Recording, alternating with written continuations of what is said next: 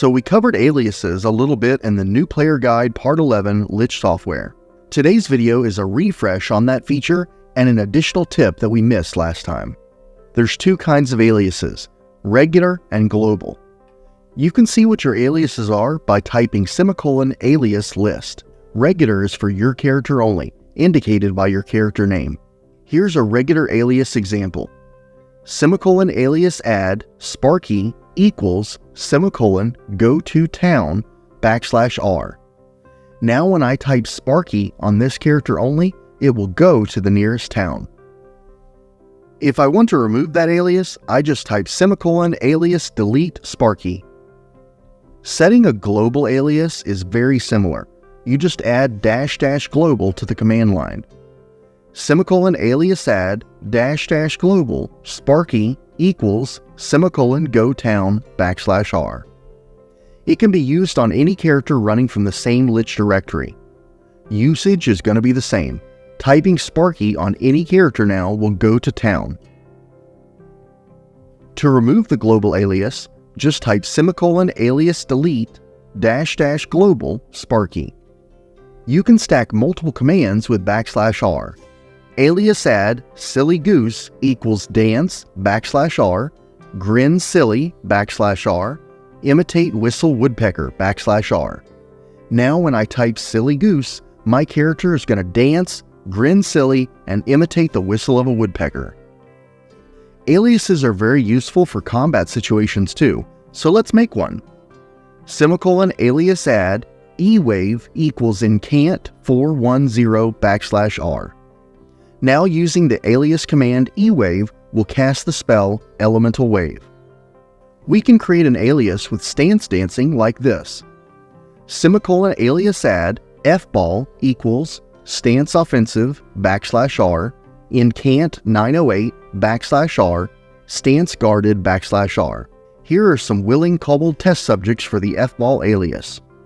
If you want to specify a target, you're going to use \?. An immolation alias could look like this.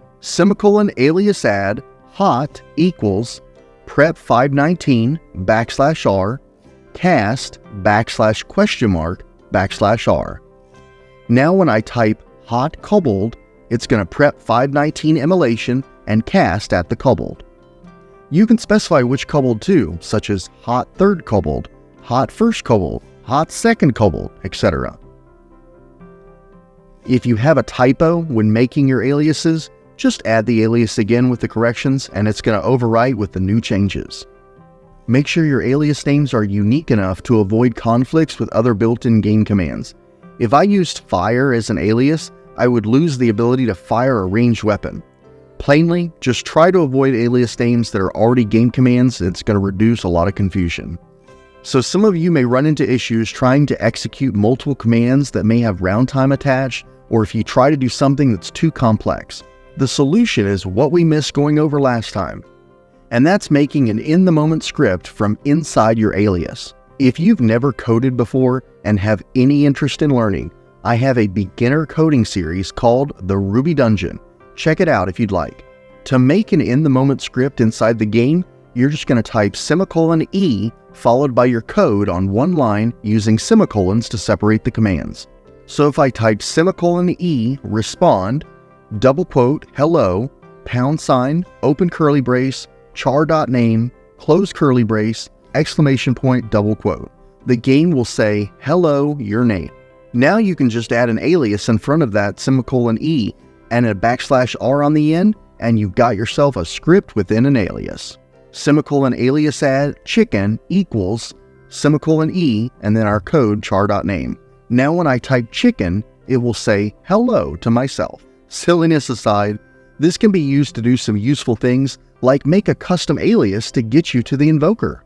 After adding this alias script combo, when I type jazz it up, I'm going to go to the nearest town, use my trinket to get to 4 wins, head to the bank, withdraw 10k silver, go to the invoker, ask for spells twice, sleep 1 second, use the trinket again, put it away, sleep another second, do a rune look, and head to the nearest town.